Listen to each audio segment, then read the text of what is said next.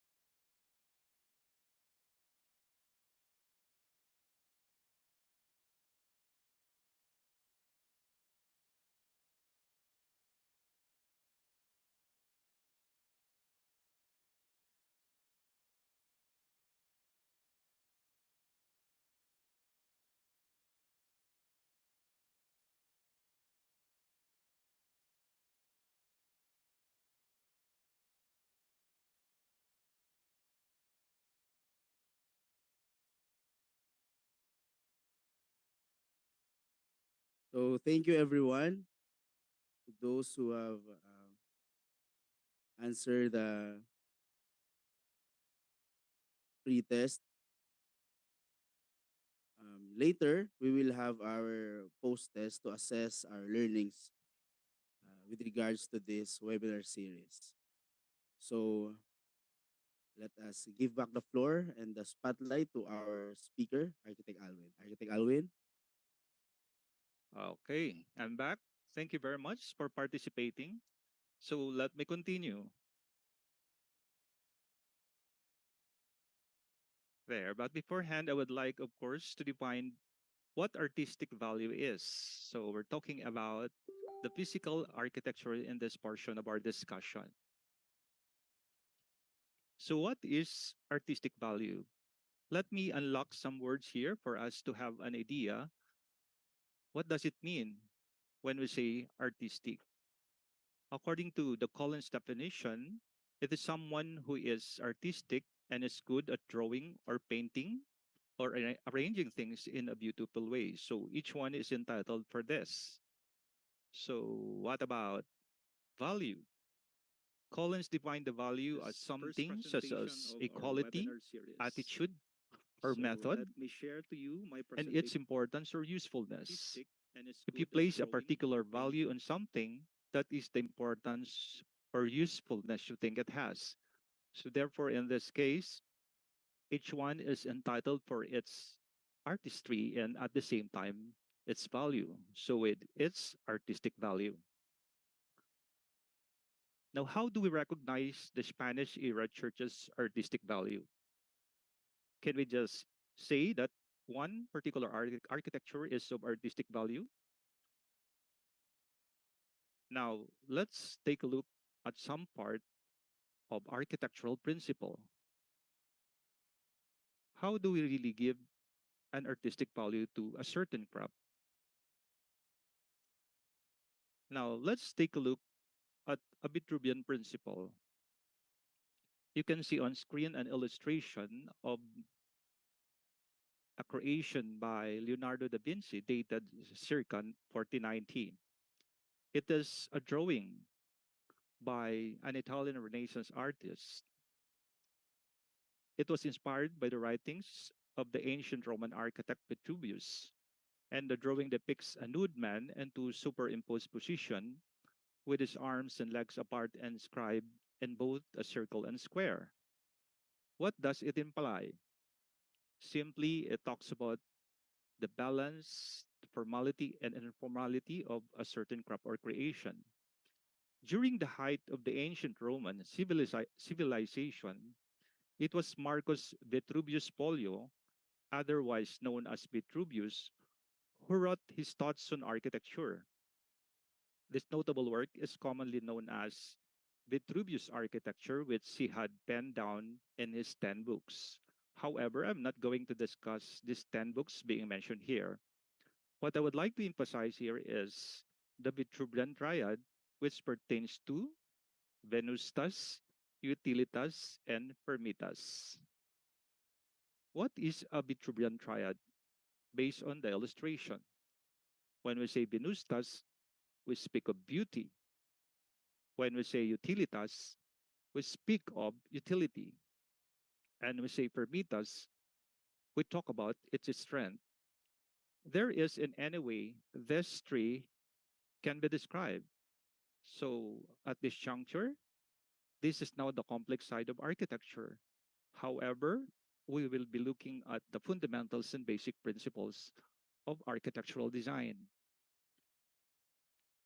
In so doing, let me illustrate further how things come and go when we speak about artistic value in architecture. We all know that an art should exist, so that's the artist's rendition. We ascertain quality and this aspect of a Vitruvian principle, and likewise, from this quality, we expect that there are materials, finishes, or even ornaments which qualify a certain characteristic of architectural design. In so doing, we also consider value. It involves significance, purpose, and even emotion. So there are some aspects which is not physically manifested. However, it can be considered as one sorry, of the principles being considered in the principle of architecture. Likewise, it has its methods, which pertains to construction, techniques, and application.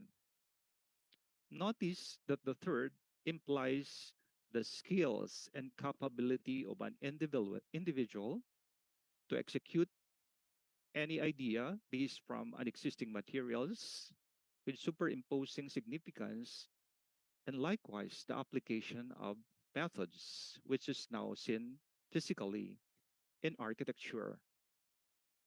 Now let's take a look at the Vitruvian principle and how it is being summarized. It is therefore that Venustas expect for its high quality and the beauty as its value. Utilitas, which firmly asserts the utility, superimposes the significance. And likewise, the firmitas or the solidity, or sometimes it is known as strength, talks about the stability of the structure itself. Now, what makes a structure of artistic value and credibility? Let's take a look at history. Spanish era from 1565 to 1898 is known as Spanish colonial period. Historically, the Philippine archipelago was under the Spanish regime for 333 years. And this time, let's take a look at construction timeline. I just would like to take note that I understand its audience right now is coming and represented by different origins. So I'll be flashing on screen the historical significance of the churches which has existed according to its timeline. Would you believe that the first church emanated from not the known churches we know today? Imagine in 1600s, the first church of Saints Joachim and Anne in Paris is not somewhere. Can you guess where it is? Congratulations to Malinaw Albay, because according to the history timeline, it was in this place that the first church was established, followed by Saint John the Baptist Paris Kamalig Albay in 1605, followed by Saint James the Greatest Parish of Libon Albay in 1605. And on the same year, Saint Michael the Archangel Parish was Albay was established, followed by Saint Stephen Proto-Martyr Parish in Ligao Parish in 1608. In 1616, St. John the Baptist Parish was established in Tabaco City. In 1616, St. John, or rather St. Gregory the Great Parish, Albay District was in Legazpi City, followed by Saints Peter and Paul Parish, Pulangi, Albay, in 1654. And proudly, it is where I am rooted because this is my birthplace. In 1660, St. Rose of Lima Parish was established in Bacacay, Albay. In 1668, Our Lady of the Assumption Parish in Ginubatan, Albay. In 1773, Our Lady of the Gate Parish, Daraga, Albay, was founded. In 1776, St. Lawrence Martyr Parish, Tiwi, Albay. In 1777, St. Raphael the Archangel Parish, Manito, Albay. In 1785, it's St. Dominic of Guzman Parish, Santo Domingo, Albay. And in 1798, Our Lady of Mount Carmel Parish, Malilipot, Albay. In 1856, St. Raphael the Archangel Parish, Legazpi Port District, Legazpi City. In 1876, it's St. John the Baptist Parish, Jubilar, Albay. And in 1891, Santa Florentina Parish, Rapu-Rapu, Albay. And lastly, in 1897, St. Michael the Archangel Parish, Visita San Miguel, Tabaco City. So what does this story timeline imply? It only says The churches was built for a period in such a way that it's not an overnight structure, meaning that the time itself speaks of its value.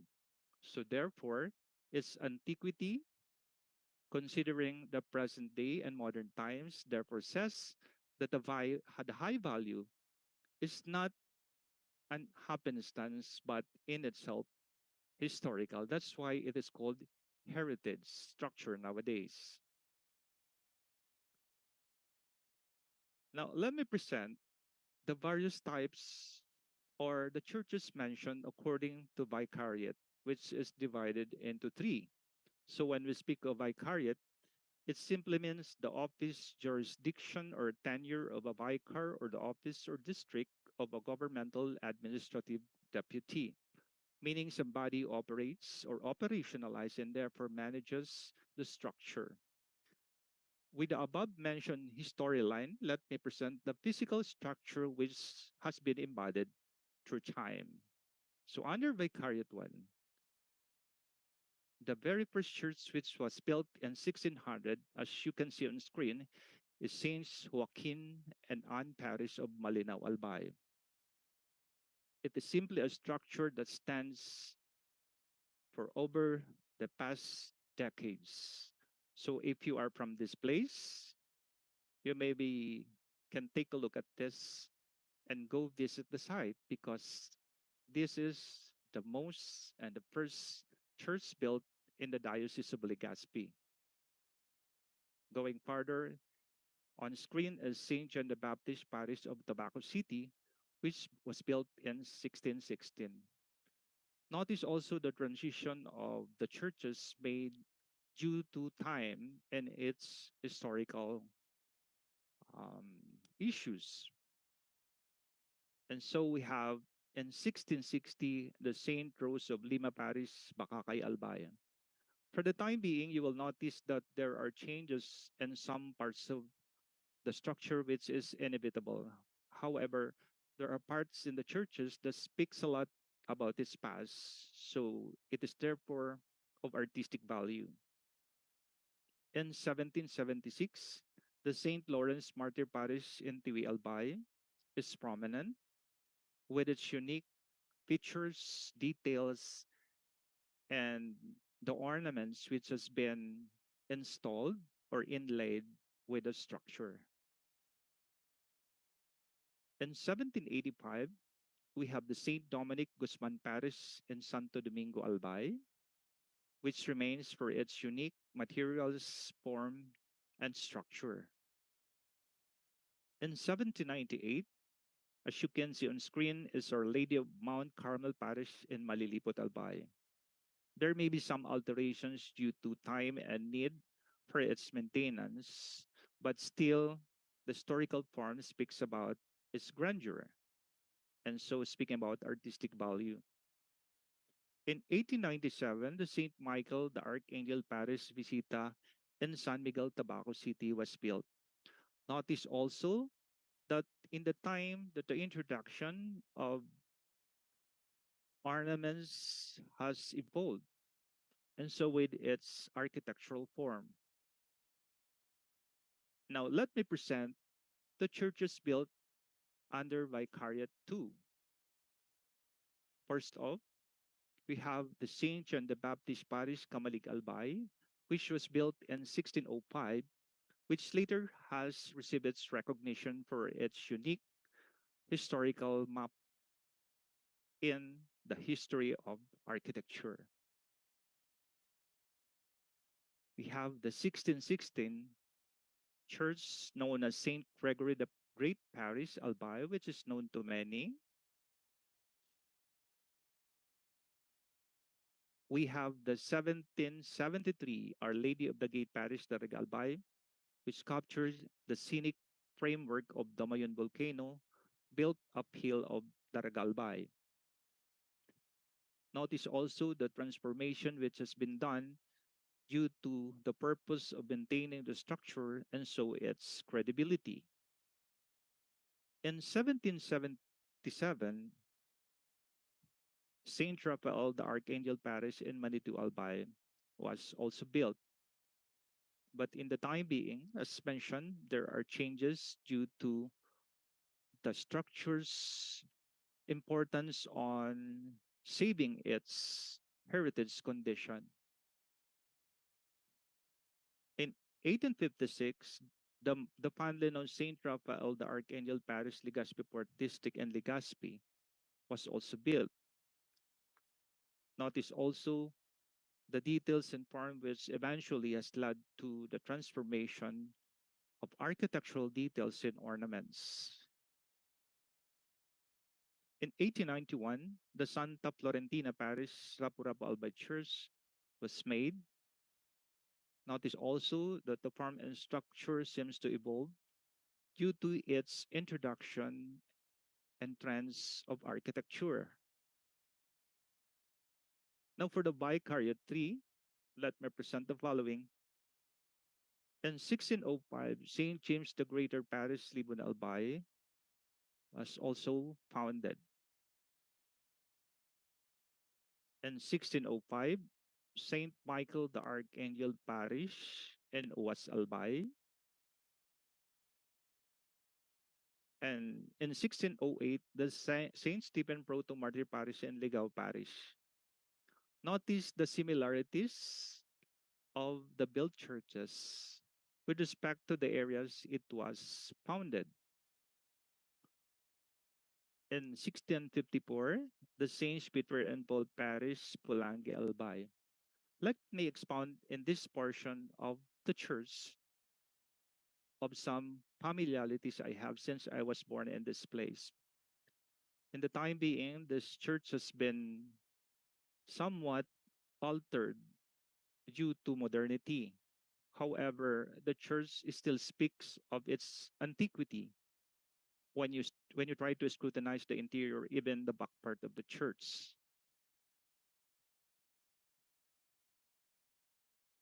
In 1668, here is the Our Lady of the Assumption Parish in Ginobatan, Albay, which is still existing. In 1876 is the St. John the Baptist Parish in Jubilar, Albay. Notice the transition of details, ornaments, and the building form, which eventually led to the architecture and its unique features. Now, who declares the church's cultural, artistic value and historical significance of a cultural property? To simply put, there is an agency which tries to protect it, and it is but none other than the National Commission and the National Historical Commission of the Philippines. What is an important cultural property? It is a cultural property that possesses exceptional artistic and or historical significance. What is a national cultural treasure? It is a highest designation to a cultural property for possessing an outstanding historical, cultural, artistic, and or scientific value, which is highly significant and important to the country and nation. Now, let me mention some special churches which has been presented already. Let me present this in such a way that for the purpose of recognizing its heritage value and artistic value, it is again presented here. Now, let's take a look at St. John the Baptist Church of Kamalig as an important cultural property.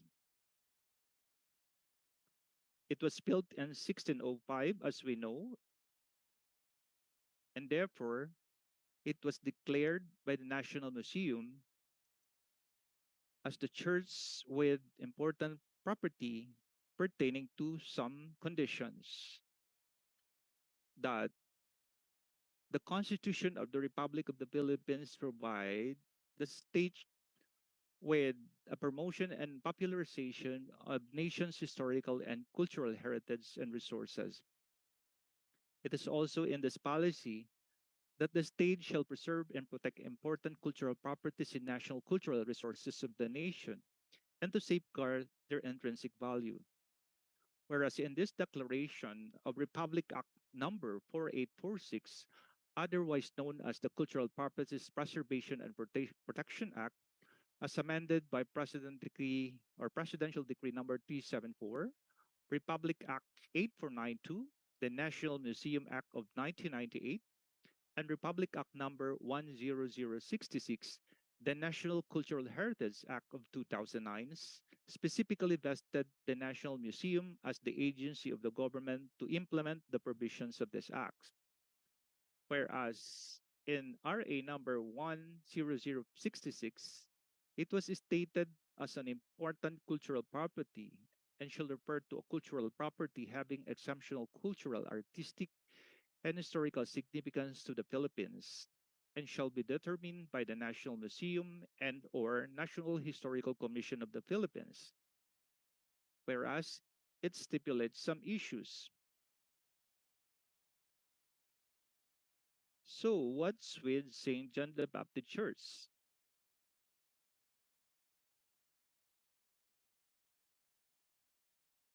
Accordingly, the Church of St. John the Baptist, constructed in 1848, is of large massive boulders and stone blocks worked on a human labor by procuring the services of hundreds of stone cutters who work on a daily basis under the supervision of Spanish engineers.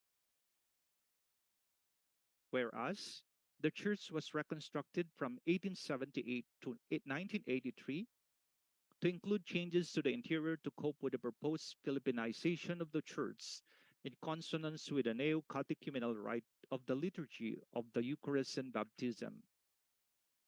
Whereas the church has produced in its exemplary Franciscan mission saintly and pious missionaries as well as scholars who include historical personages such as Fray Francisco de la Parilla, canonized as saint by Pope Pius IX, Fray Francisco de la Trinidad as writer and Marian, and Fray Pedro de Avila for their outstanding Franciscan homilies. Whereas the church survived the wars, weathered and braved Mayon volcano's eruption, strong earthquake and typhoon, sans the original roof, old tiles, communion rails, and transfers of some of the church elements, with its physical structure consisting of thick walls and buttresses, and original windows still extant and is relatively intact.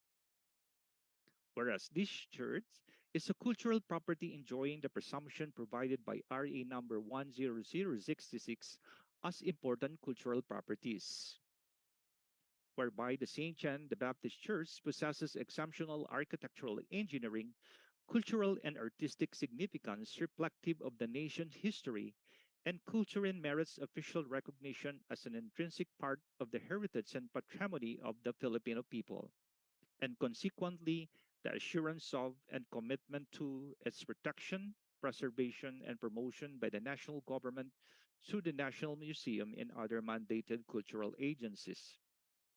Whereas the St. John the Baptist Church possesses exceptional architectural engineering, cultural and artistic significance reflective of the nation's history and culture. And such, the church merits official recognition as an intrinsic part of the heritage and patrimony of the Filipino people, and consequently the assured of and commitment to its protection, preservation, and promotion by the national government through the National Museum and other mandated concerned agencies. So, therefore, it is not an overnight happenstance for one particular church or artistic value church to be recognized as one. And of course, as expected, each church has its own stories that you have to really understand and follow through.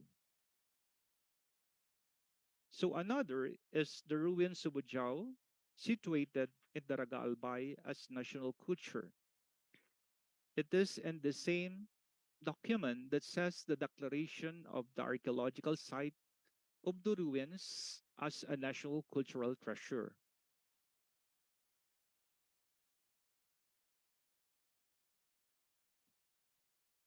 Let me talk about the fondly known ruins of Cagsawa Church, which was built in 1587, considered also as a national culture treasure or cultural treasure.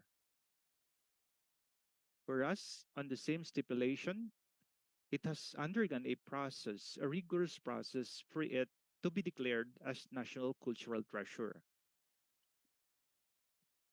Let's take a look at the St. John the Baptist Tabaco City as one of the national cultural treasures considered in the Diocese of Legazpi, which was built in 1616.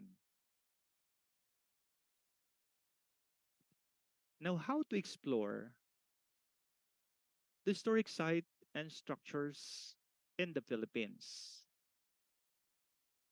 For you to hone and understand further, you can visit the National Registry of Historic Sites and Structures in the Philippines and find out which among these churches has or have undergone series of declarations in the so-so of it. Now, how to evaluate the artistic value of a church through cultural mapping? The next presentation is simply using an instrument for one to at least determine the artistic value of a given church. So, in this case, let me introduce the National Commission for Culture and the Arts for the cultural mapping. What I am presenting here is the use of an instrument which is officially used in order for a specific architectural structure to determine its importance or its artistic value. First off, it's important to know the background and information of the structure itself. First is understanding its type, whether it's a church, a temple, or a mosque. Next, you have to determine the religion or denomination. You have also to identify its address, location, and even its coordinates. Understand the area and its land structure. The year constructed and its estimated age, which is very essential for its counting years. Determine its ownership and its jurisdiction. Likewise, the declaration and legislation. On the right side, as shown on screen, is an official form which can be utilized for cultural mapping. So let me continue. Aside from that, it's also essential to at least consider its description, talking about the physical description, the history of the structure, and its status. The physical description simply puts all the features that includes in exterior, the interior. Whereas in the case of a church, you have to at least understand or must be able to check its interior facade, likewise its bell tower. For the interior includes the retablo, the baptismal font, the space issues, its ceiling and floor, and so with its landscape surrounding the structure. And as I was saying, it's important to know its history and likewise its status, whether occupied or not occupied. Another area for evaluation is significance. First off, is historical significance. Next, aesthetic significance, followed by scientific significance, is social, socio-economic, socio-political, and spiritual significance. Take note that every church or every structure being studied has its significance, and that's because of time and the story associated with it. Conservation is also part of the assessment or evaluation, whereas from there you can determine the status or condition of the structure, whether it's excellent, good, fair, deteriorated, or ruins. Likewise, the integrity of the structure, whether it's altered, unaltered, moved, or remained on its original site. So under conservation, it's important also to determine the constraints, threats, and issues. Likewise, the conservation measures itself. Now, it is also important to list some significant tangible movable heritage because as we all know, churches don't just exist. There are some artifacts or valuable items that needs to be identified. So in this portion of the documentation, it shows here to identify the object and name it, likewise document it, and of course you have to determine the year it was produced or the estimated age for its artistic value. Now, as part of the references, it is important to identify the key informants, the references itself, the name of the mappers, and the date of profiling. So it only shows that this is just a single step or one step ahead towards the determination of artistic value in architectural design. Now, let me present a sample of a culturally mapped church of artistic value. Let's take a look at the artistic value of the church mentioned, which is the St. John the Baptist using the NCCA form. What you can see on screen is a legit presentation of a material, credit to the researchers, of course. So this is how it is being presented. As you can see on screen, so those are actually the results of the research undertaking using the form and through cultural mapping. So that includes narratives, descriptions, documentations, images, and any technical support that will help the identified object or structure to be of valid value.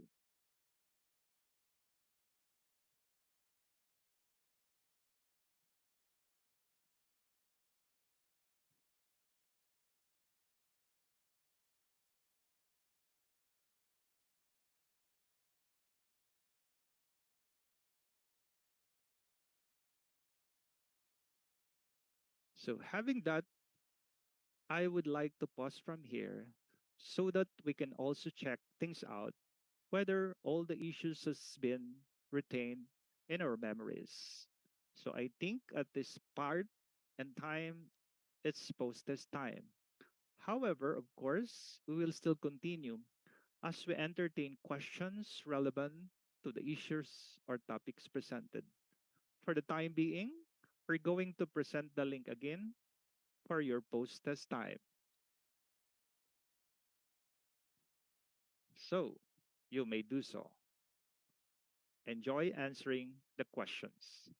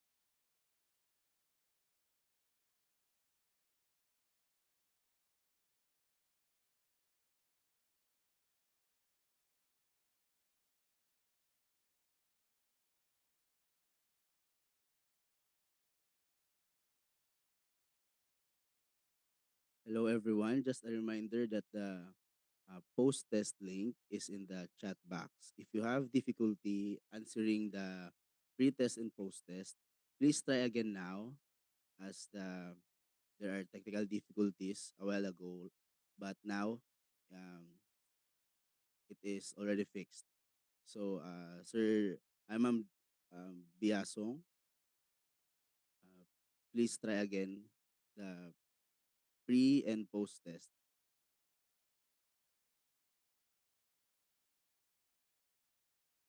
In the Facebook Live, the post test link is in the comment section. Once you're finished answering the form, please comment done. Thank you.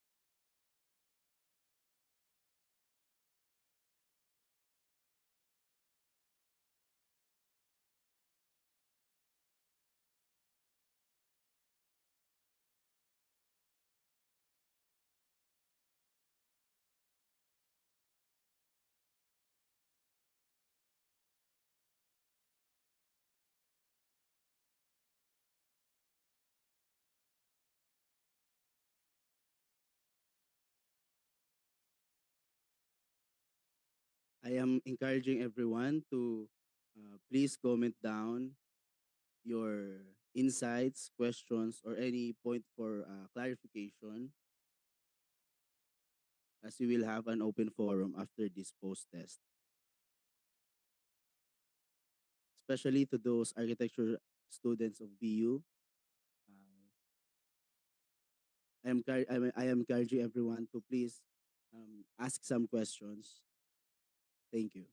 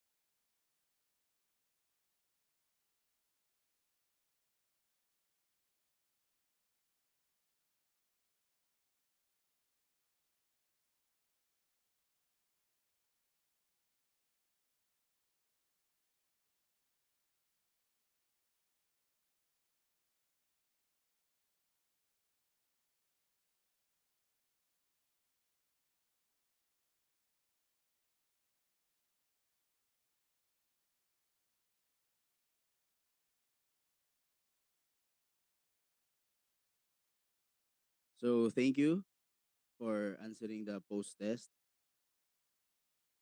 Let us give back the floor and the spotlight to Architect Alwin. If you have questions, All right. Thank you for you can participating. So type at it this, here at the chat box or in the comment section at the Facebook Live. Any questions or point for clarification are encouraged.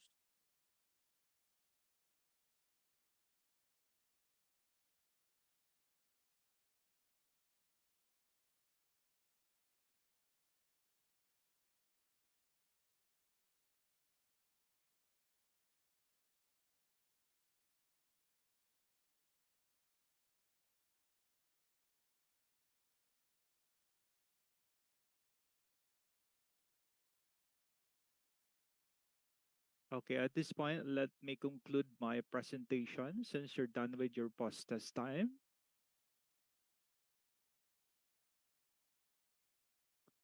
So thank you for watching and listening. And I just would like to remind everybody that you can still subscribe after this because there are series of webinars to be presented in some seasons of the month. So there, let me stop by sharing. So we're ready to entertain questions from our spectators. And likewise, of course, the team is with me to at least answer some of your questions. With us is Architect Ana Lorilla, our proponent extension coordinator for BU IDEA, and of course, our proponent head, Edgardo L. Bismonte, sir.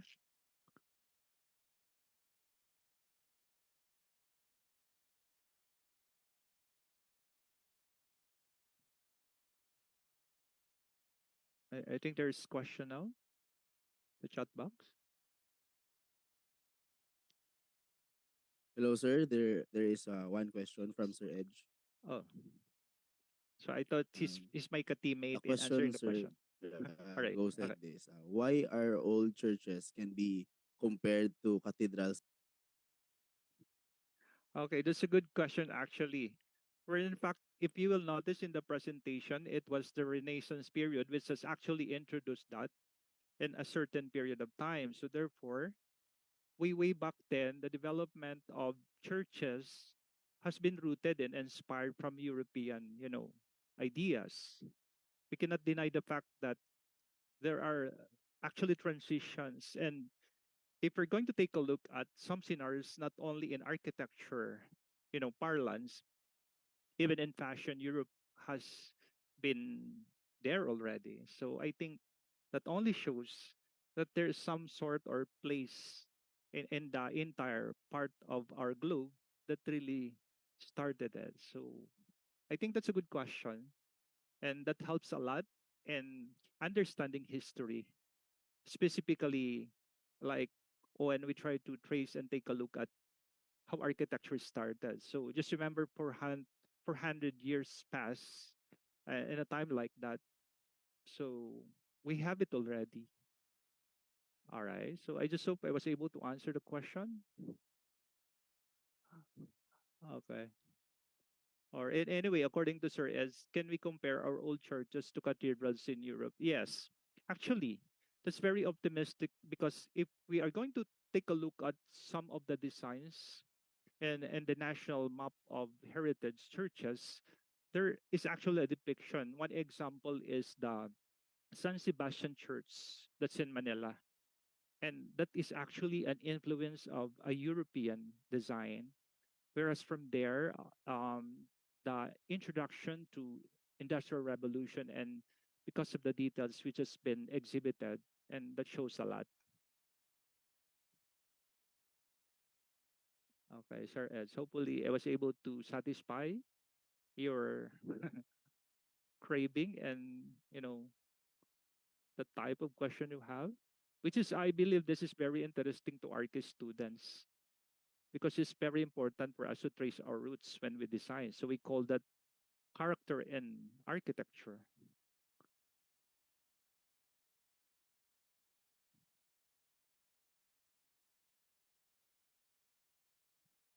Thank you, Sir Alwin. Yes po. Meron pa po tayo isang question dito. Sige po. Why And is all right. St. John the Baptist Church in Kamalig is an important cultural property, while St. John the Baptist in Tabaco is national treasure? All right. Well, I think that requires a very intellectual answer, and I believe there are experts on this. You see, as I was mentioning kanina, National Museum and the National Historical, um, agencies such as like that is actually trying to give a specific definition to this. So Saint John the Baptist is one, and Saint John. I mean, both are Saint John the Baptist, but you will notice it was, you know, founded in different place. So when we speak of important cultural property, it has an exceptional cultural, artistic, and historical significance, while the national cultural treasure has outstanding cultural, artistic, and historical value. So these are actually declarations that has undergone, a rigorous review, and it is only these agencies, as mentioned, can really speak for it. So we just look at it, and in the time being, that's the only way we can say that this is of high value. So that's important cultural property and national cultural treasure to identify.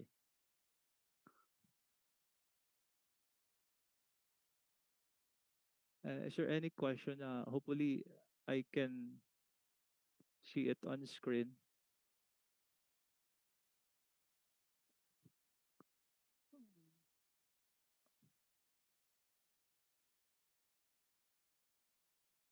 Mayroon pa pong tanong.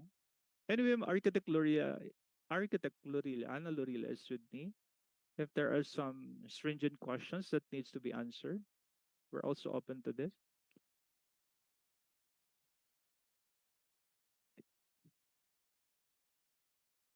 Okay, let me entertain one question from a student in the name of John Paul Bertus. This is on FB Live. Is there a national heritage site or being developed as a World Heritage Site in Albay?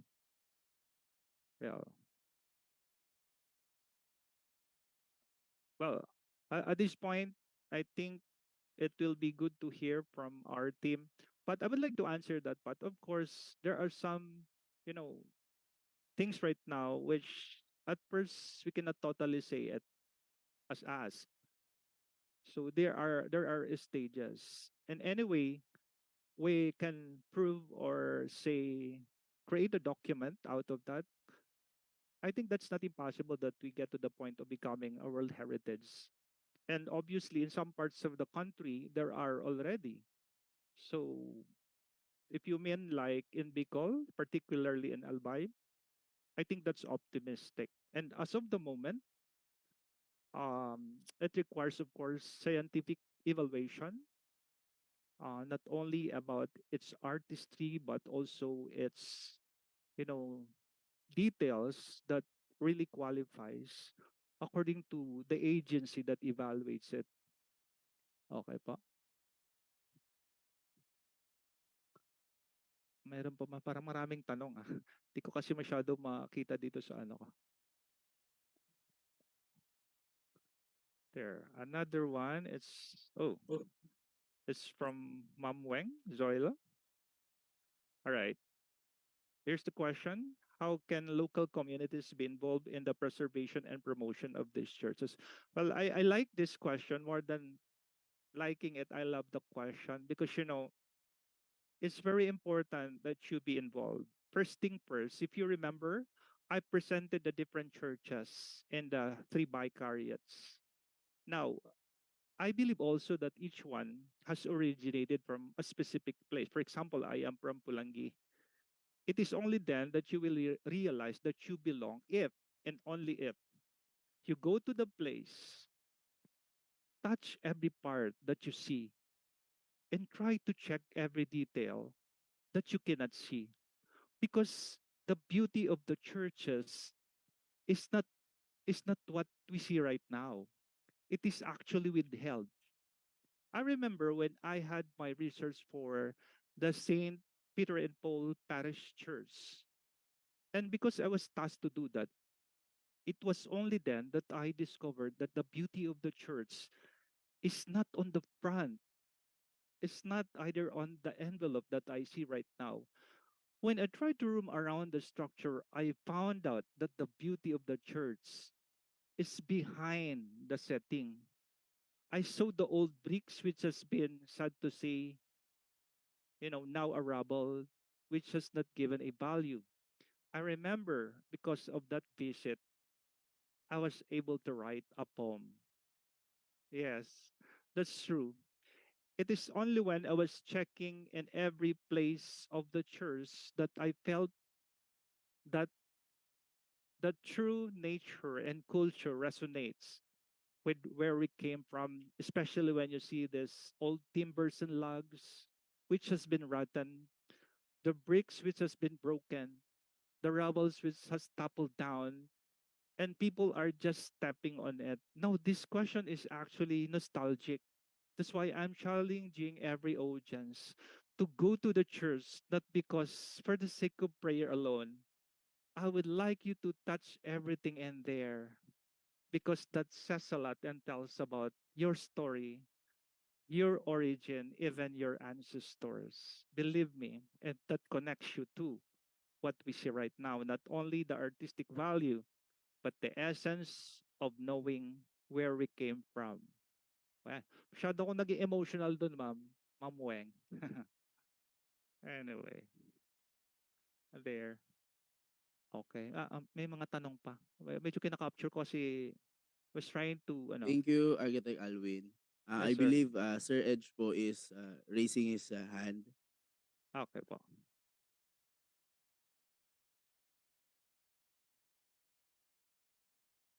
Meron po siyang question. Sabi niya po dito is, why do churches have high ceilings? Is this part of the principle?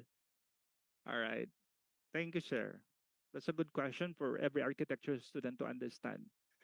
Let me just go back to the story that I'm trying to tell. I was born in the place where I came from, and it's sad to say that when you get inside these churches, the purpose has been, altered. All right. Why the church's ceiling are high or is high? Simply because it connotes many things. First, we live in the natural environment and the interior has to be cooled.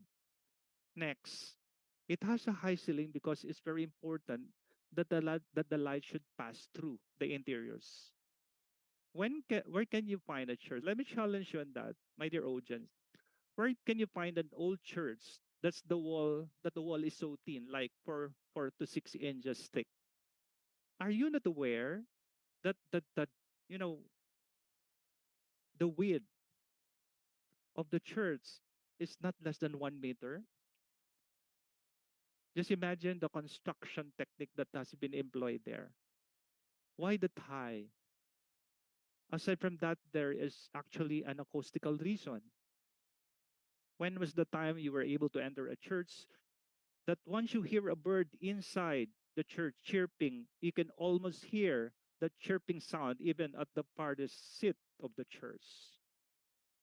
Now, maybe that's not transparent at all because of modernity, because we make use of audio visuals and all that, artificial treatment. So the only way that I would like to impart there is the value of craftsmanship and artistry with its scientific value, which I know for now is not noticeable. Yes, sir, Ed. So hopefully I was able to satisfy that part of your question.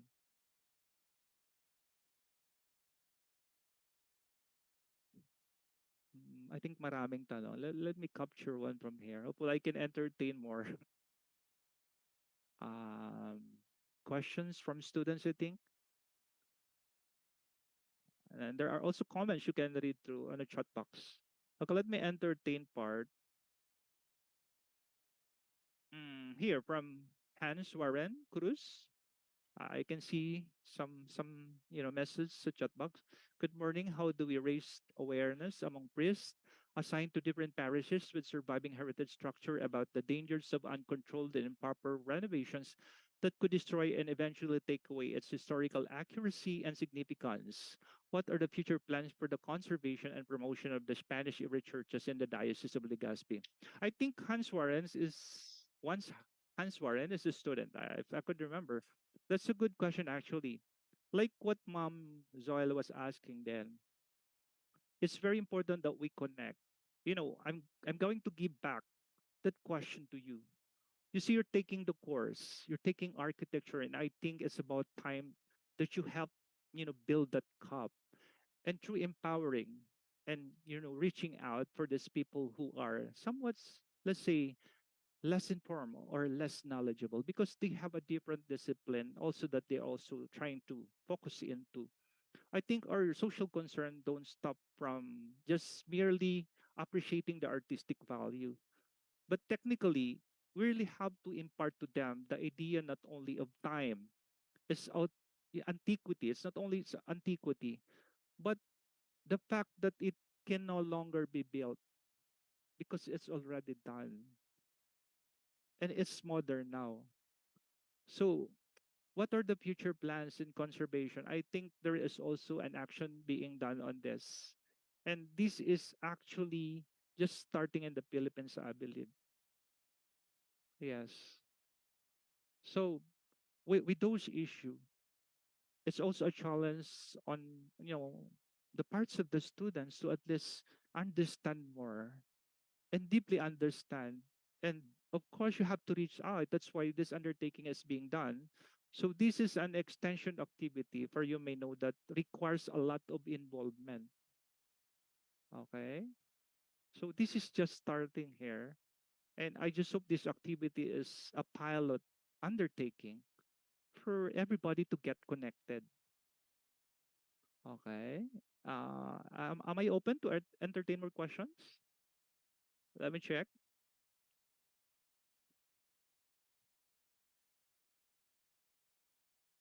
Okay. Another question comes from Karen K. What are the challenges to cultural heritage conservation at religious heritage sites, and what are the roles of architects in preserving its cultural values? So yes, actually that resonates also with the just recently answered question. I think all what we can do right here is, of course, to get informed. It starts with us, we being architects, because there is no other individual or any entity that would be responsible for this, but we architects, you future architects, future designers, or even conservationists of the future.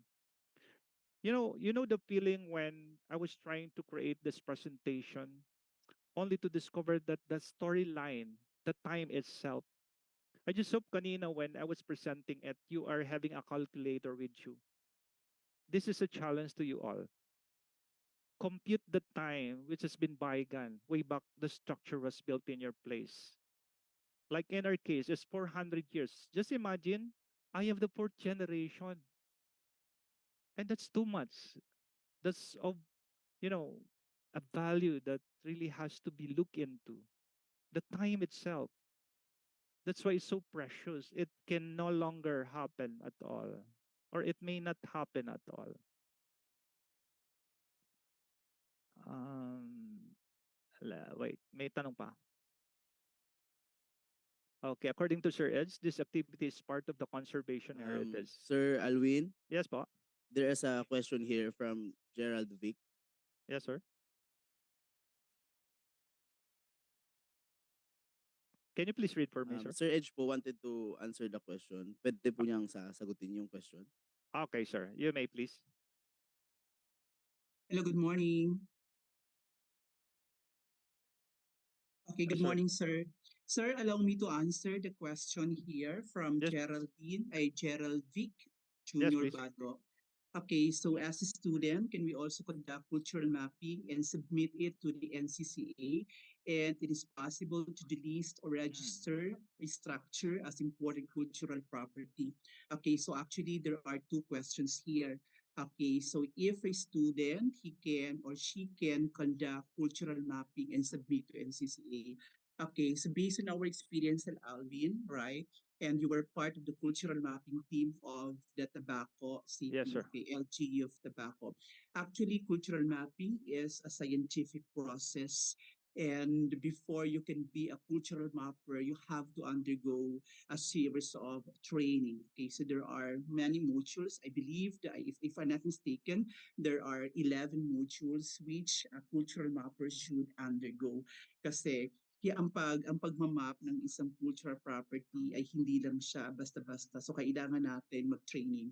And I myself, together with Sir Alvin and some of the B faculty here, before we went to the field for cultural mapping, we were trained by the NCCA, National Commission for Cultural Arts. So, nagkaroon muna kami ng training, facilitators from the NCCA, and before they deploy us, because that's part of the process, that's part of the methodology in the cultural mapping.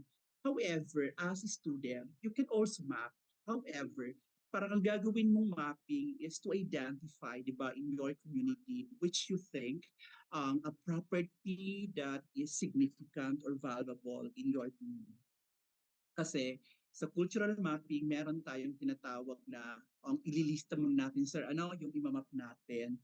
So, and then, so yon kapag na-identify mo muna ang isang an important property in your locality, then if there are, or maybe you can submit that in your in the LGU, di ba, for possible mapping.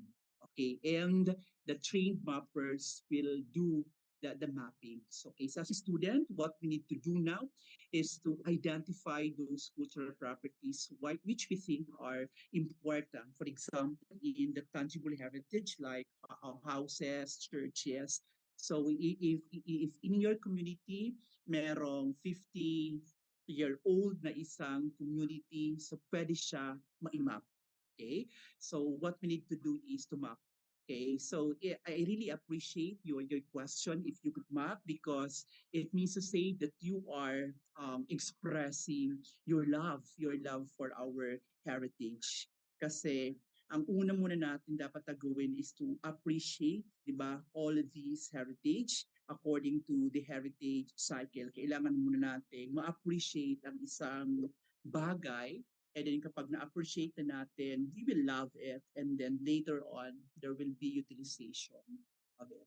Okay, so as a student, you can map in such a way that you can just list all the properties which you think are important.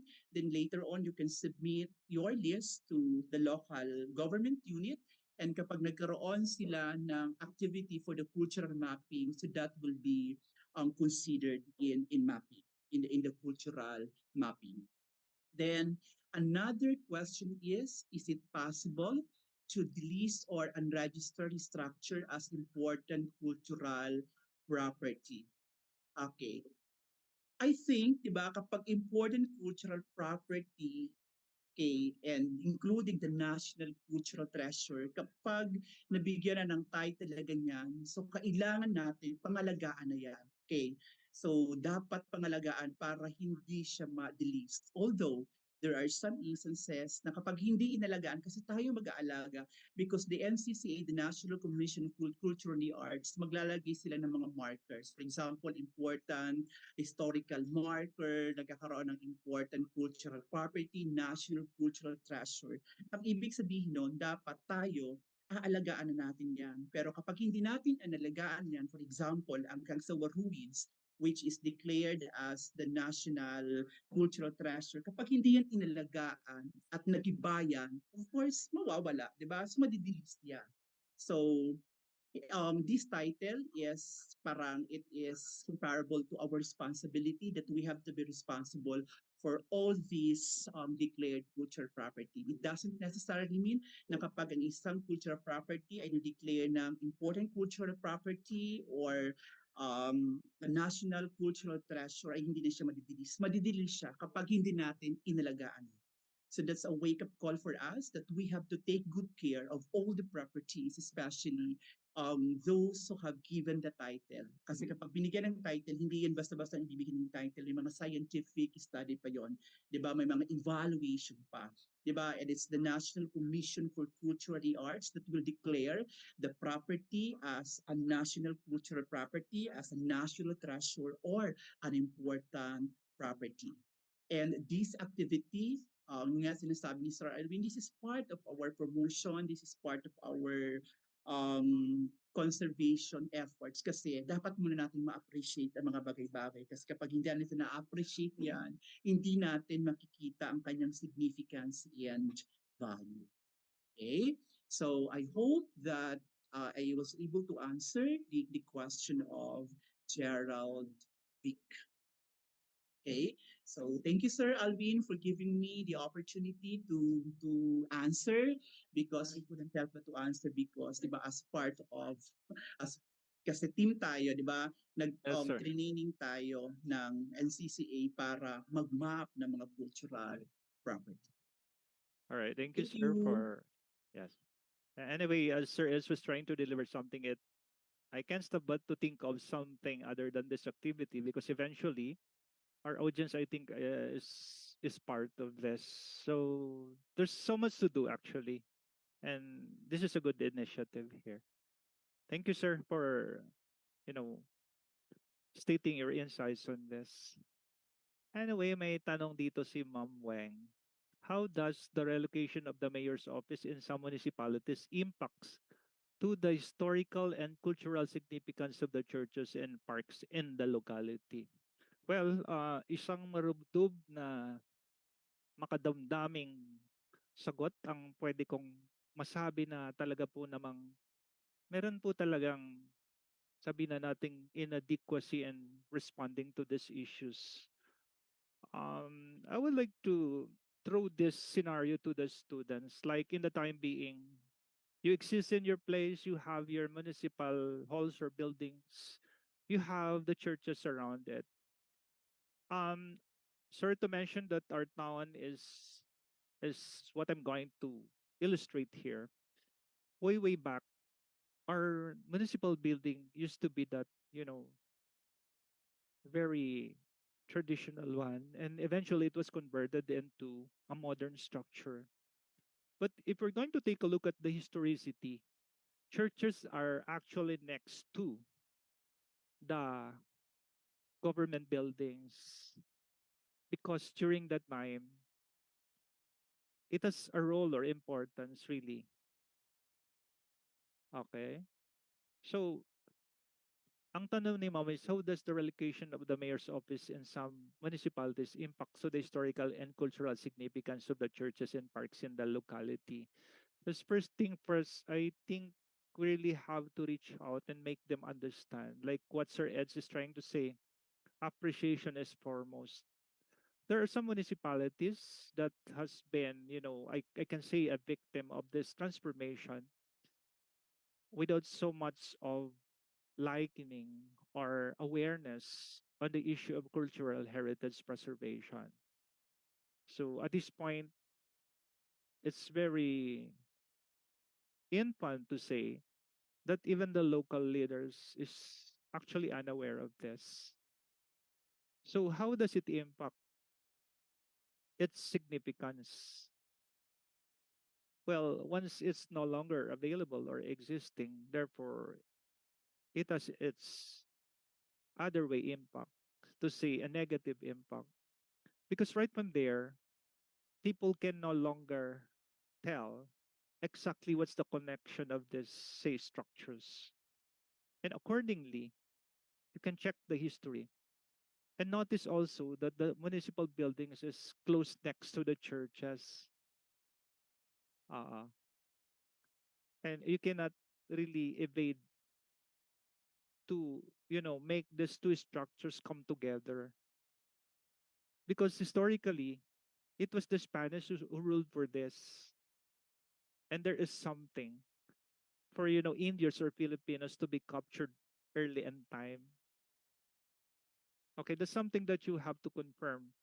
Why the bell tower is fronting right the government building and there is this terraza. Actually, there's a story to that. And even the church ruler is trying to make some actuations to signify the presence or absence of every Filipino, which in during that time we are being, colonized. So until the revolution came out, but that is a quite in-depth story. I mean, history in itself. Physically wise, structuring these things or elements in the community, it has a bearing, of course, and it is something that nowadays needs to be discovered, especially you students who's taking history of architecture at that. Okay. In the modern context, it's so fancy, but when you look at the time, it becomes what? A trivia. But there is so much to that. And as long as it's there is something to tell. So hopefully it remains. Okay? So, yun lang po masasabi ko. May impact talaga siya. Okay. Is there more question? Mayroon pa pong tanong? Sir Kali, Yes, ma'am. may i-add lang ako dito sa question ni Hans. Yes, ma'am. You may please. Opo. Ah, yung tungkol po sa ating mga priests sa diocese, they are already aware of this proceedings. That's why we have the Commission on Temporalities in the Diocese, to which yun din po ang extension services ng ating institute. Before they can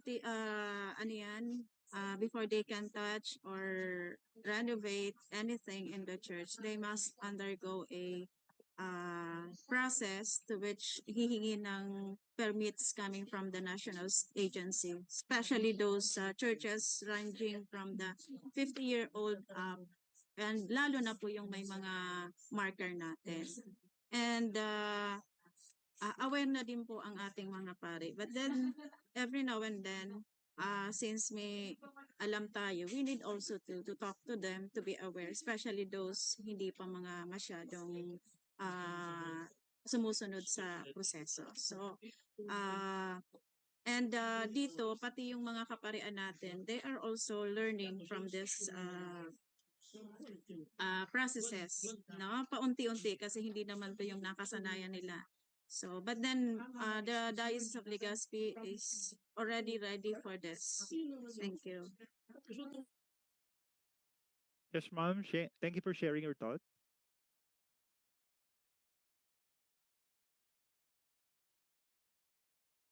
May tanong pa po ba?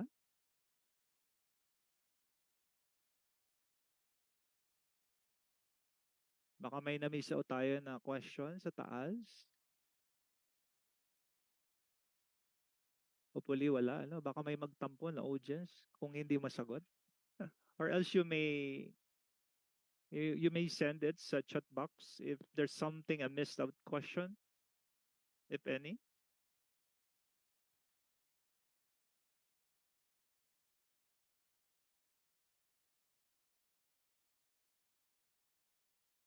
No more question po. Okay. Parang wala na magtatanong. Pero alright. Kung mayroon ditong question from Sir Eds. Okay, it's an out of the box question, but of course I'm going to entertain this. Sorry to mention this. Accordingly, sa iglesia, pertaining I think to Iglesia ni Cristo Church, bakit isang design ng church? Yan. Bakit nga ba isang design ng church?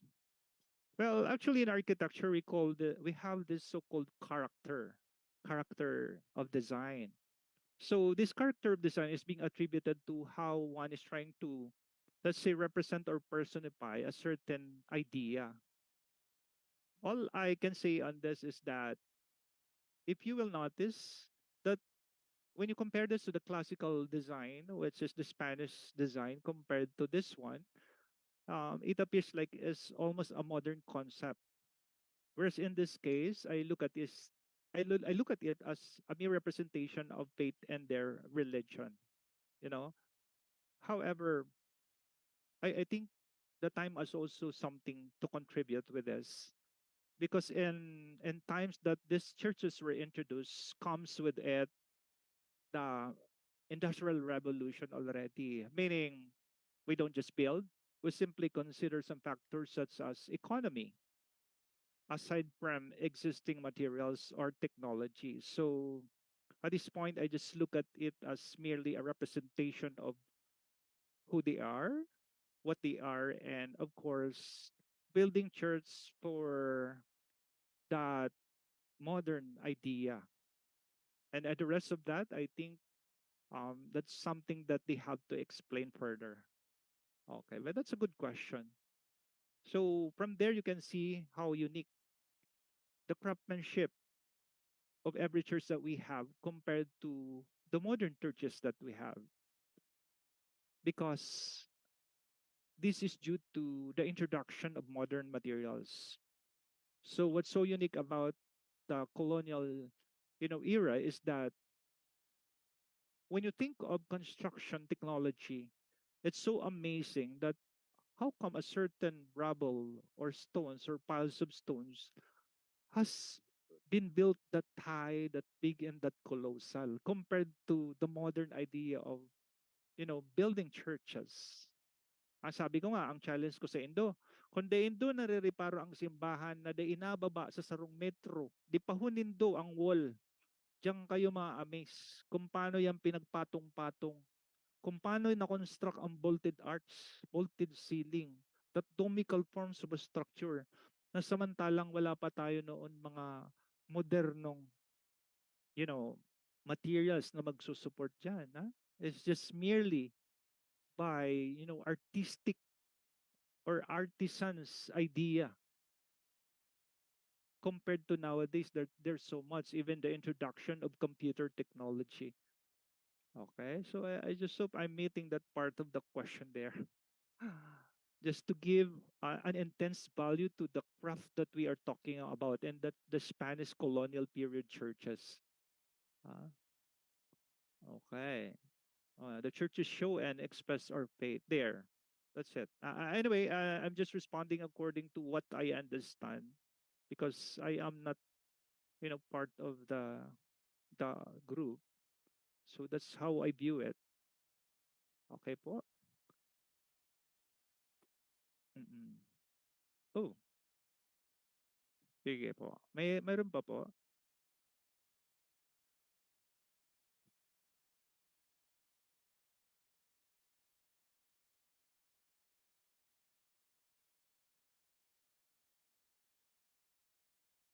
So, information for everyone.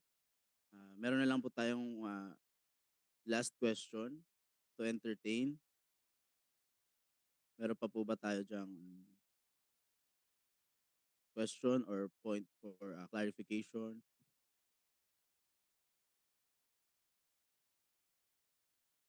All right. Sige, So, if wala na po, let us continue and let us welcome Sir Edge Besmonte for his message with regards to this very timely webinar series. Okay, thank you so much, sir, our architect colleague, for a very interesting discussion of our heritage churches. Okay, so before we give you the or award virtually the certificate, so I have some inputs here. Okay, so maybe a words of thanks. Okay, so heritage. Okay, so is an important inheritance from our past. So whether tangible or intangible, they provide representation of our past. And according to UNESCO, heritage, okay, that cultural heritage must be preserved and its cultural significance should be recognized because it shall make it valuable. Okay, so the province of Albay become the earliest seats of the Catholicism, and churches will build to evangelize the early Bicolanos. And the old churches, such as the Holy Gate Parish in Daraga, Albay, the Nuestra Senora Salvacion in Durantiwi Albay, the St. John the Baptist Church in Tabaco City and Camalig have become a testament of the acceptance of the Catholic faith by the people of Albay. And however, these old churches are confronted with threats and constraints that must be addressed. And if old churches will not be conserved, protected, and promoted, a significant part of our culture will lose. Now, in 2017, so the Bicol University and the Roman Catholic Bishop of Legazpi entered into a memorandum of agreement providing a dynamic and responsive extensive services towards the improvement of the quality of life of the Bicolanos. And the Bicol University committed itself in the extension program titled The Proposed Conservation of the Spanish Colonial Churches in the Diocese of Legazpi that aim to provide a technical assistance and conduct necessary training pursuant to the Memorandum of Agreement. And this training, this webinar series is in pursuant to the Memorandum of Agreement entered into by the Bicol University through the Institute of Design and Architecture. And this webinar series is anchored on the theory of Turley called the heritage cycle that emphasizes that heritage is important in the people's lives. The heritage cycle explains that we must understand our heritage because it is important in our lives. And through understanding, okay, so the cycle explains that people must understand the heritage for them to value it. Okay, we must first understand so that we will value it, so that they will care for it. And by caring, it will help them enjoy it. And from enjoying, it will develop our eagerness to understand all about these heritage properties.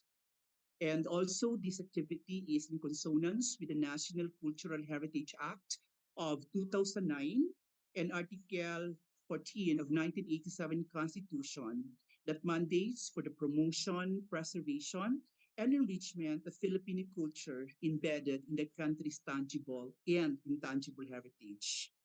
Also, this activity give us an avenue for the Bicol University Institute of Architecture and the Bicol University Extension Management Division to render expert service to the community in pursuit of inclusive social development and ensuring the protection and enrichment of the cultural heritage through local and stakeholders' participation for sustainable development. Also, we are conducting this activity pursuant to the celebration of the National Arts Month. So kailangan nating i-celebrate ang ating Faith and Heritage February is the celebration of the National um, Arts Month. Okay, so before we end, let me express our deepest appreciation to Bicol University Institute of Design and Architecture and to our very able resource speaker, architect Alvin Calig. So let's give him a virtual round of applause. Okay, palakpakan po natin si Sir Calig. Also to architect Leo Del Rosario for, of course, endorsing the activity, to architect Ana Liria, the extension coordinator of DBU IDEA, to BUEMD, headed by Dr. Marcia Rico and Professor Zoilo. To everyone, maraming salamat po, and I hope you have learned something new, and I hope you have developed your eagerness to understand and eventually love our heritage. Okay, so another announcement, please don't forget to evaluate our activity today and for your post-test. Okay, so maraming salamat to everyone. Congratulations and thank you for taking your time, for spending your precious time in our activities. So this is just the start. So for the whole month of February, we'll be having every week a webinar all about the churches in the Diocese of Albay. Maraming salamat and to everyone again. And to Be Idea, congratulations. Thank you, sir.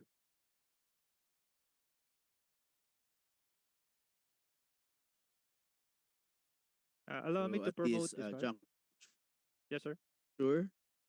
Yes, please. I just would like to encourage everybody to let join us us again next. proceed to the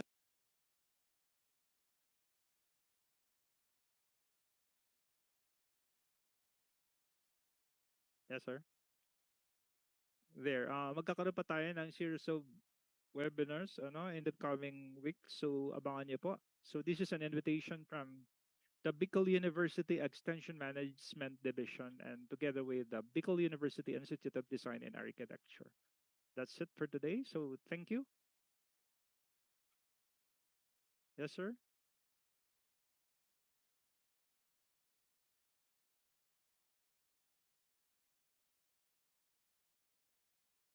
So everyone, wag muna po tayong aalis at magkakaroon tayo ng photo op later. Pero at this juncture po, let us continue to the let's proceed to the awarding of a certificate for architect Alwin.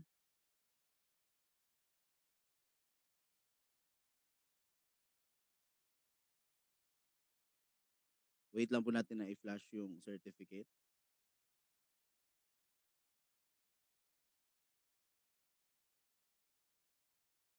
So citation reads, Republic of the Philippines, Bicol University, Office of the Vice President for Research, Development and Extension, Extension Management Division, and the Institute of Architecture and Design, Legazpi City, awards this Certificate of Commendation to Architect Alwin S. Galig for sharing invaluable time and expertise as resource speaker for the topic, The Grandeur of the Past, revealing artistic value of Spanish-era churches in Diocese of Legazpi. During the webinar on appreciating and understanding Spanish colonial era churches held on February 5, 2024 via video conferencing and online live streaming. Given this 5th day of February 2024 at Bicol University, Legazpi City. To be signed by Marcia Corazon P. Rico, PhD, Director of Extension Management Division, and Architect Leo Del Rosario, Director of BU Institute of Design and Architecture. And Ma'am Marisa N. Estrella, PhD, Vice President for Research, Development, and Extension. Thank you po. Thank you, sir. At this moment, may I request everyone to please open your camera. Tayo po ay magkakaroon ng photo opportunity.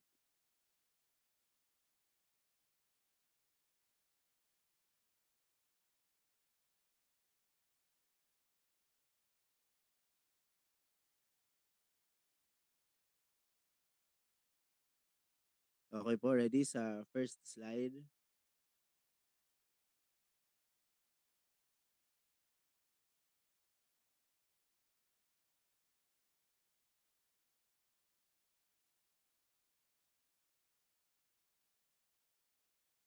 Smile po tayo. 1, 2, 3.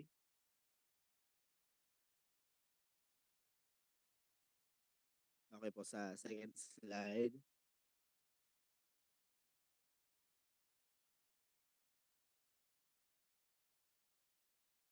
One, two, three. Smile. Okay po, sa third slide.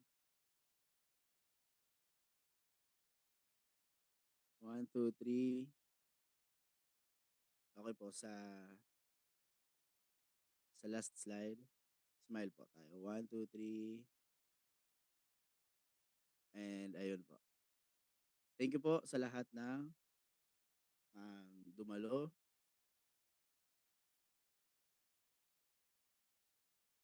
Thank you so much, Sir Alvin. Yes, sir. Thank you, Dan. You're welcome. And to all the participants, all the students, thank you so much. Hope to see you next webinar, I mean.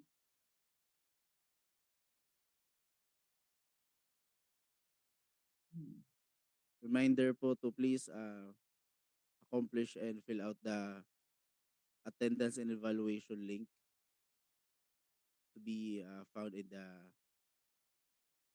chat box and the comment section for the Facebook Live.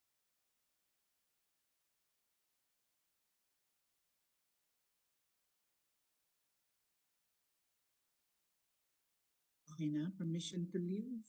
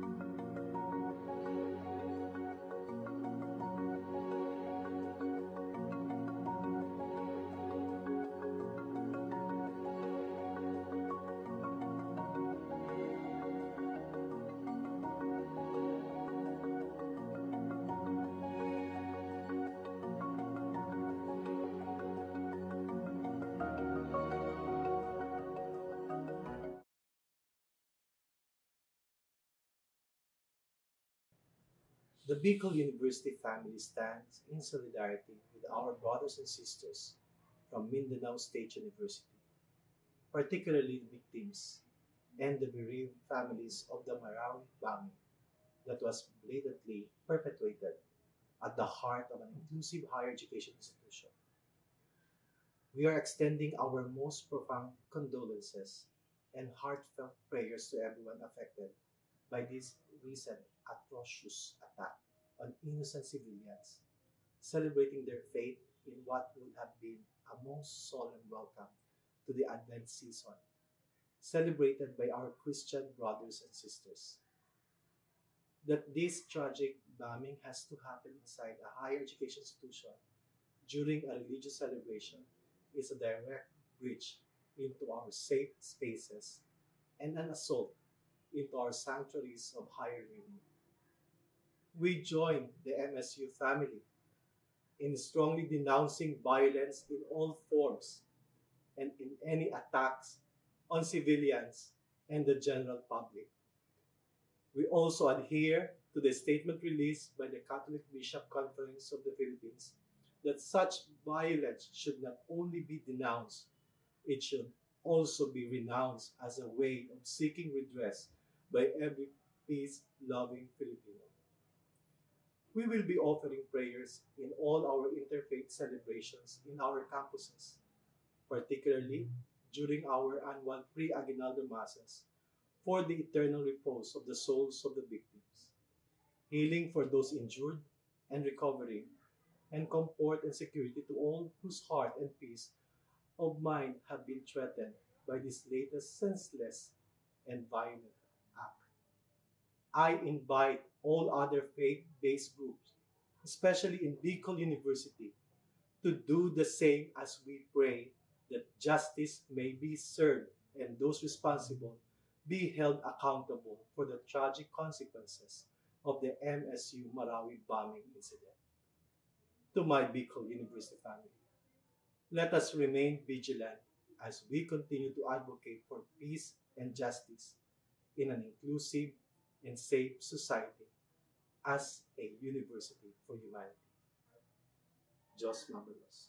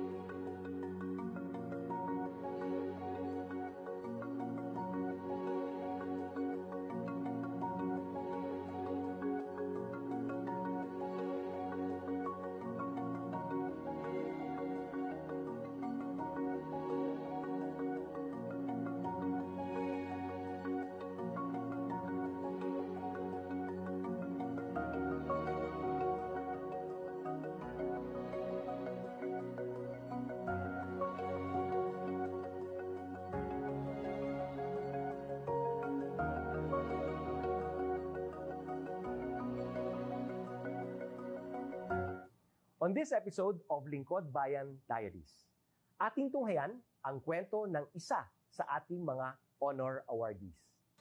To be a CSC Pag-asa Group Awardee is such an honor. Hindi namin siya inasahan, so we just wanted to put names on the innovations na naibigay namin sa Davao de Oro. Ako po si Joycel R.O.D., Provincial ICT Officer ng Provincial Government of Davao de Oro, Team Leader ng eGov Technical Team. I'm George Danhil M. Duran, Computer Programmer 3. Ako po si Mr. Wilfredo M. Galagala, Information Technology Officer 2. Ako po si Antonio Isimini, Information Technology Officer 2. Ako po si Antonio Salarda Jr., Computer Maintenance Technologist 2. Kay eGov Technical Team are employees of the Provincial ICT Office of the Provincial Government of Davao de Oro. So kami yung gumagawa ng mga systems and innovations and nagsusupport din sa mga na-implement na mga systems sa iba't ibang departamento ng probinsya. Marami kaming projects, actually our systems number up to 40. Especially during the pandemic, so doon talaga nakita on how useful ICT was. During that time, challenge talaga yung team to produce projects to sustain yung online na operations. So on our part, we tried exploring open source technology. Tapos marami kaming na-explore na networks. So first yung system is yung CallDedoc. It's a teleconsulting system na na-implement during the COVID. When the OPD services, yung outpatient department services, were stopped, nag-resort to teleconsulting. Another project mentioned is yung COVID testing information system. So just like any typical molecular laboratory na systems, ito ay data bank ng mga specimens na tinitest, tapos nagbibigay yung system ng result ng mga test. During pandemic, nagamit talaga siya kasi kailangan validated yung result, so QR coded yung aming test result. Isang very challenging project namin is yung household profiling and needs assessment. So kailangan merong list ng mga possible recipients ng bigas, and then wala kaming updated list nun. So kailangan in 1 month's time makaproduce kami ng system kasi magro-roll out ng survey sa buong probinsya.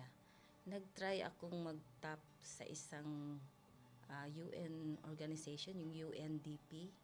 Tapos, nag-request ako kung pwede ba kaming turuan on how to do survey using Kobo Collect. And we were blessed, kahit wala kaming formal agreement, no monetary considerations, tinuruan nila kami. And in 1 month's time, na-produce namin yung app. And then after that, dire-diretso na po. Hindi rin namin ma-imagine na in 6 months' time, nakandak yung survey using employees only of the provincial government. So nakamobilize kami ng mga 200 plus enumerators. Talagang nilibot yung entire province, 236 barangays, bahay-bahay yan. Tapos nakuha namin yung data with maps. Na mapping namin yung mga households. So and very appreciated po yung output ng systems. Kami nasa LGU, na-feel namin yung need na dapat ma-institutionalize yung ICT departments. Nasa digital age na tayo, so hindi pwedeng hindi tayo mag-upgrade or mag-adapt ng ICT. So basically, yung ICT, nagagamit siya para ma-optimize yung ating mga processes. Aside from that, yung interconnectivity, interoperability ng different offices, napapadali yun through ICT. So, talagang dapat i-leverage yung ICT ng any organization, not just the government. Kung mapansin nyo, lahat ng developed countries is naka-leverage talaga sila sa ICT. Maraming magaling sa Philippines, medyo may problema lang tayo dun sa interconnectivity and interoperability kasi parang nangyari, parang kanya-kanya yung mga LGUs, kanya-kanyang innovations. And if you can see from the national, paiba-iba yung mga systems hanggang dun sa baba. So, yun din isa sa panawagan namin, sana magkaroon ng uniform na standards and protocols in developing systems para hindi masayang yung mga efforts ng mga nasa baba. Okay, my message to my fellow public servants, so let us continue to be a gift. Di ba, pag gift ka, maganda ka, mapapasaya mo yung recipient, kay magiging useful ka sa recipient. So, isa lang yun sa palagi kong isinasa puso, no? Continue to adapt to the change, especially in ICT innovation. Even though marami tayong challenges na related to it, just continue to adapt to the ever-changing progress in technology. Kaya ang masabi ko lang sa mga kawani ng gobyerno, kung trabaho tayo, gawin natin talaga yung nasa puso natin. Gawin mo lang ang dapat mong gawin upang kung ano mang gusto mong maitulong para sa bayan. Na patuloy lang natin ang ating mga mabubuting gawain sa gobyerno para sa ating mga kababayang Pilipino. Kami ang EGOV Technical Team ng Davao de Oro at ito ang aming kwentong lingkod bayani.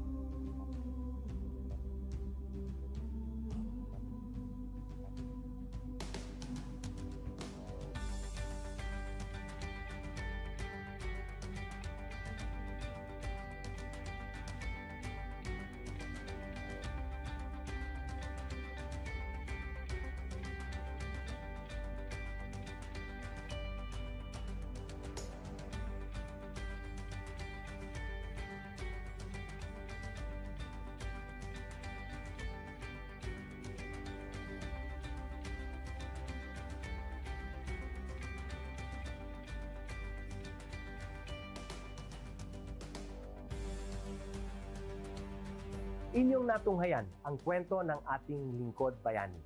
Kung ikaw ay may kilalang lingkod bayani, maaari siyang i-nominate sa Honor Awards Program ng Civil Service Commission. For nomination procedures, go to www.csc.gov.ph.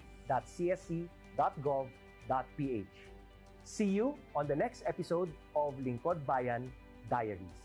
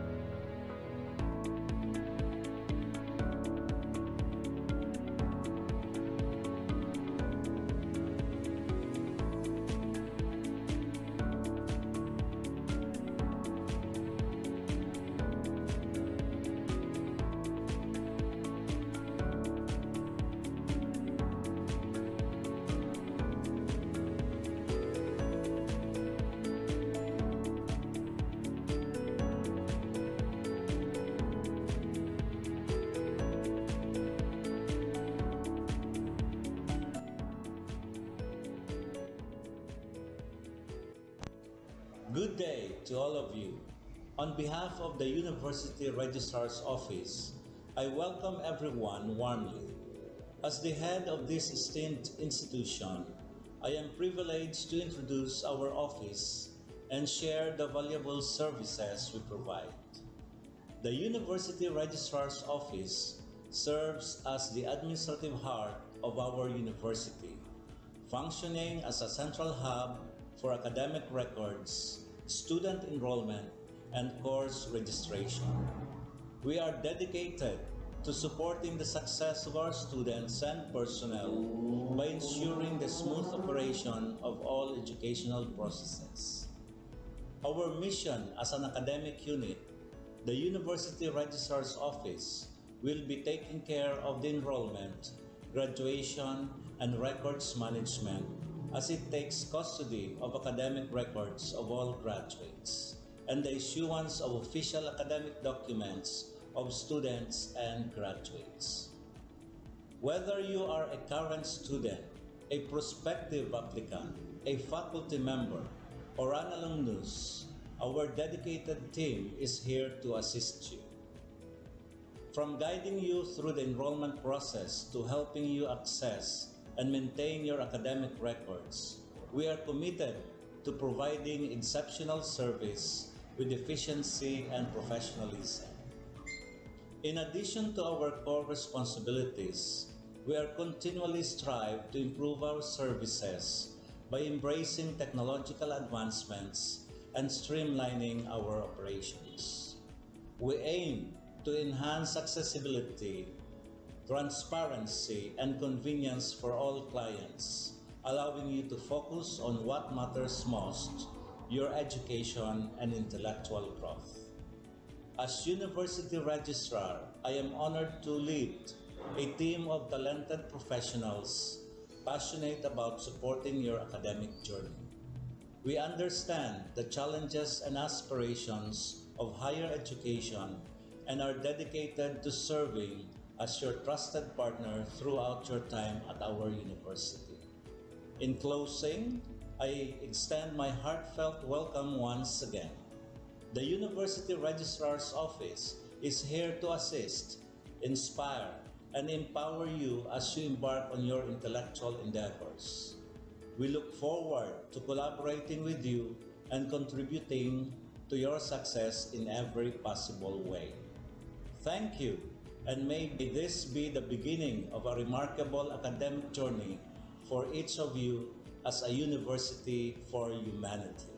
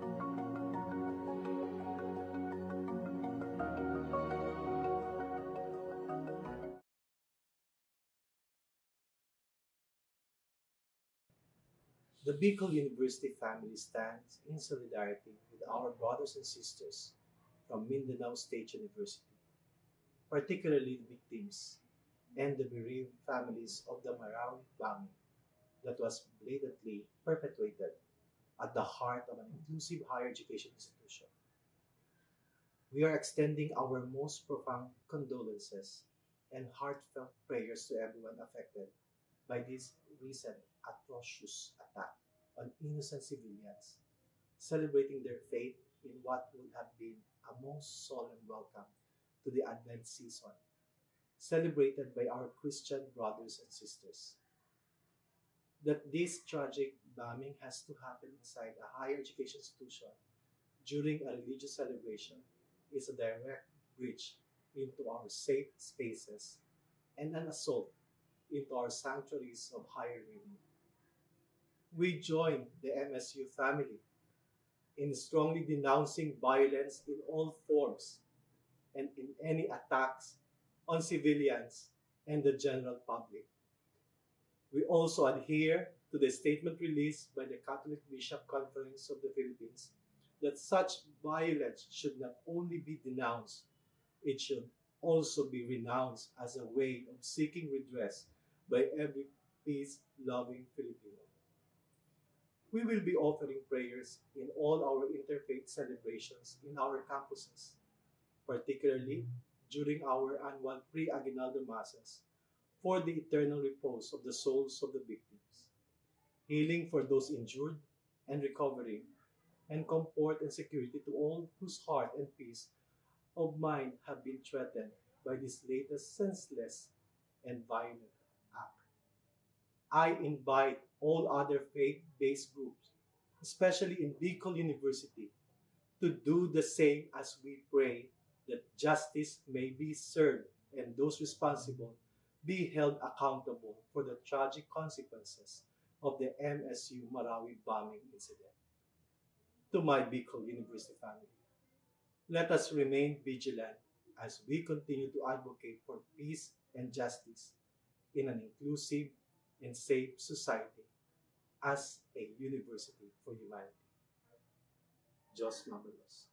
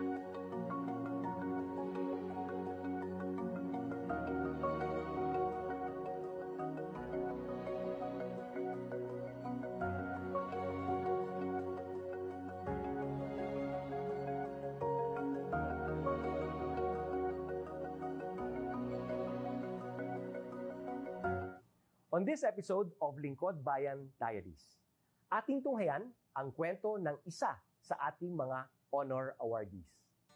To be a CSC Pag-asa Group Awardee is such an honor. Hindi namin siya inasahan, so we just wanted to put names on the innovations na naibigay namin sa Davao de Oro.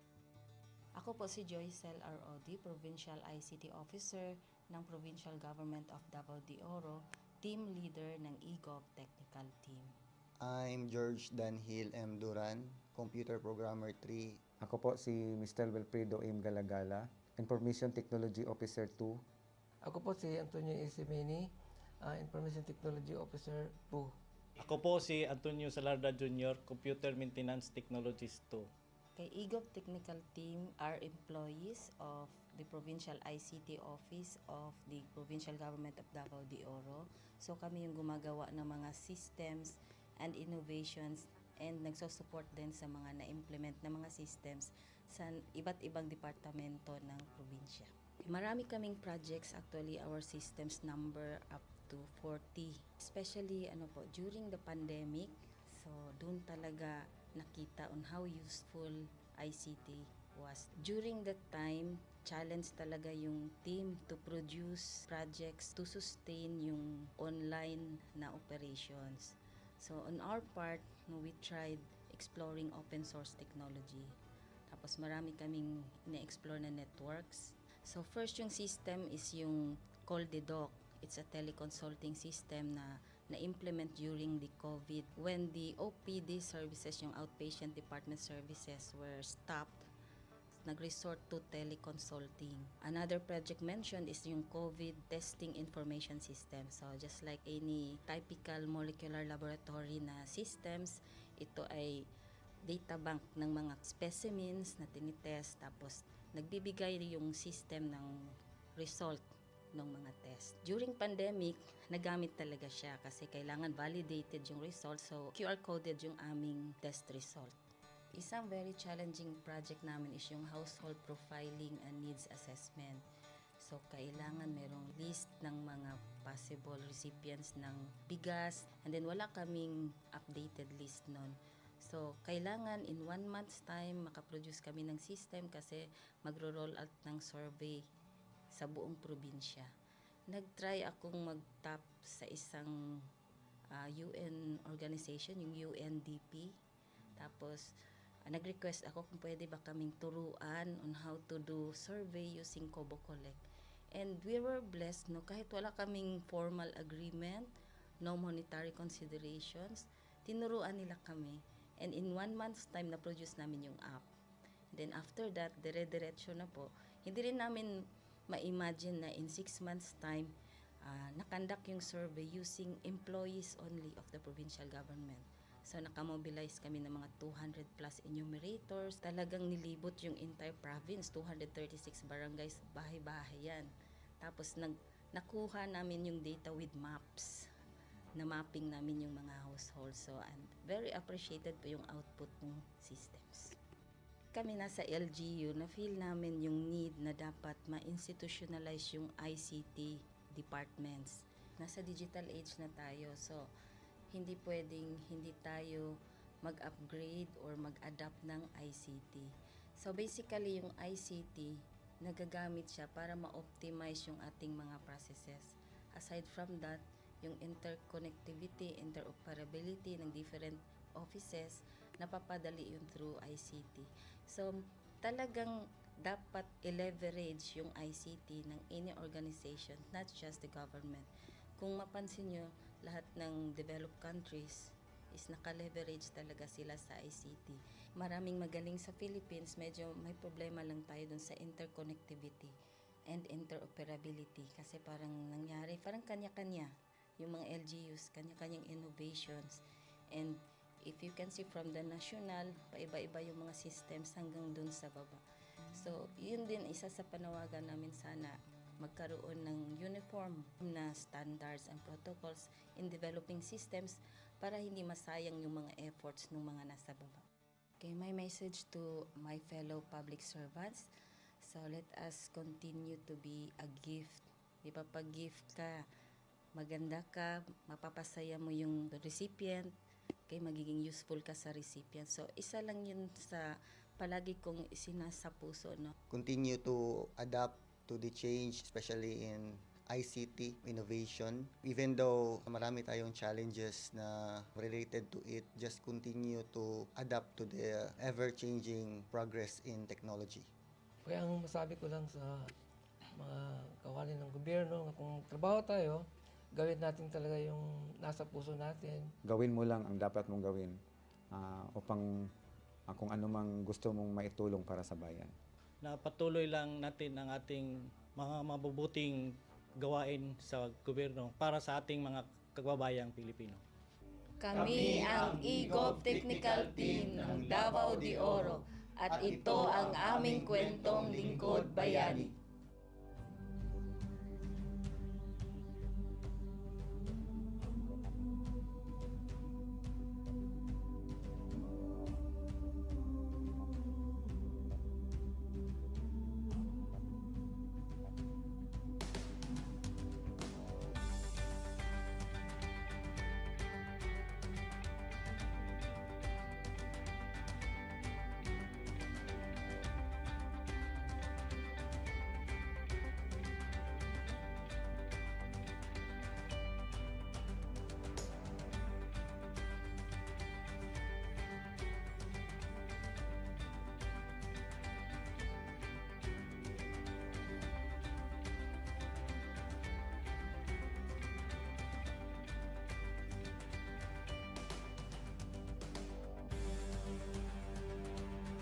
Inyong natunghayan ang kwento ng ating lingkod bayani.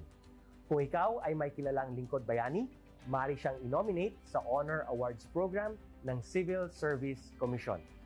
For nomination procedures, go to www.csc.gov.ph.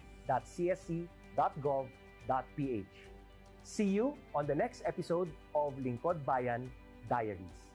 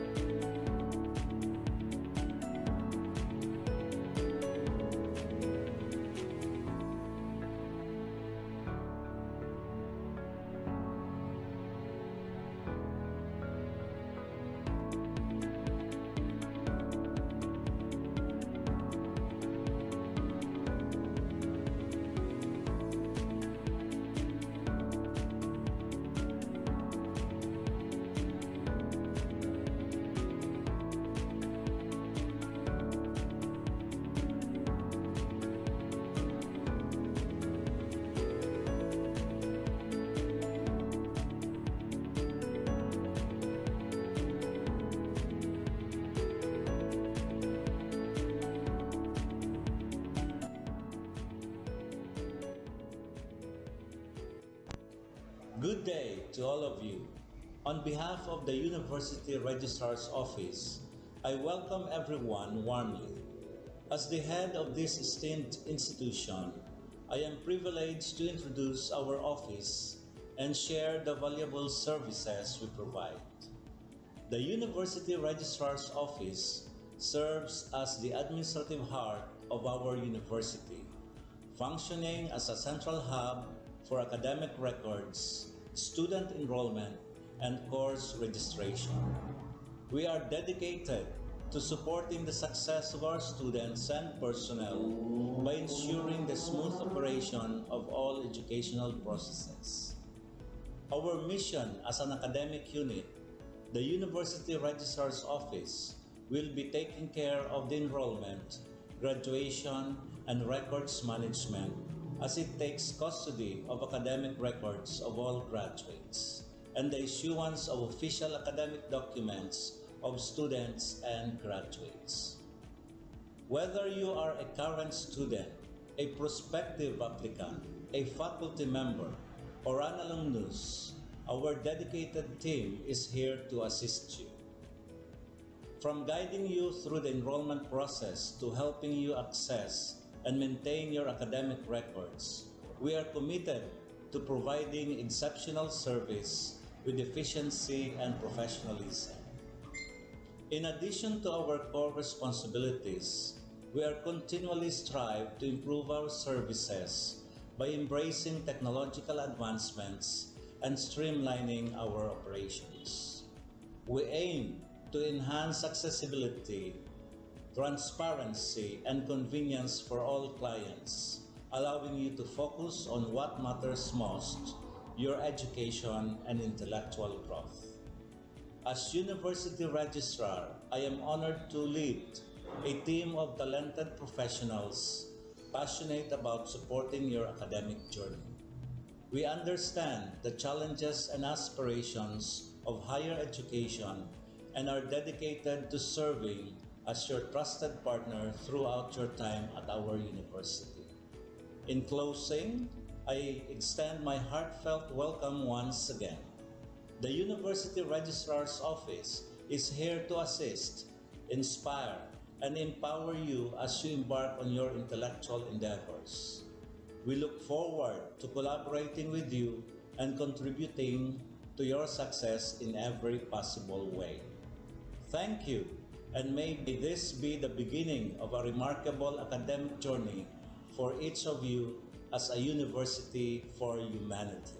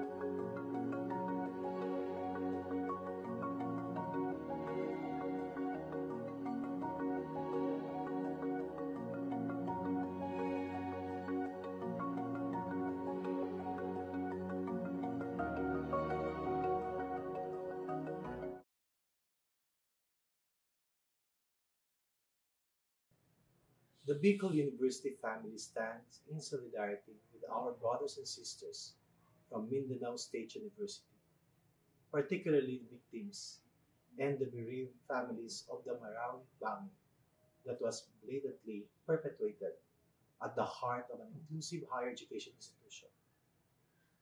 We are extending our most profound condolences and heartfelt prayers to everyone affected by this recent atrocious attack on innocent civilians, celebrating their faith in what would have been a most solemn welcome to the Advent season, celebrated by our Christian brothers and sisters.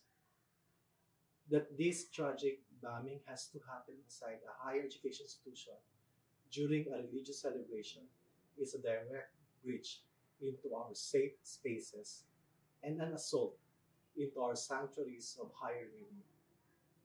We join the MSU family in strongly denouncing violence in all forms and in any attacks on civilians and the general public.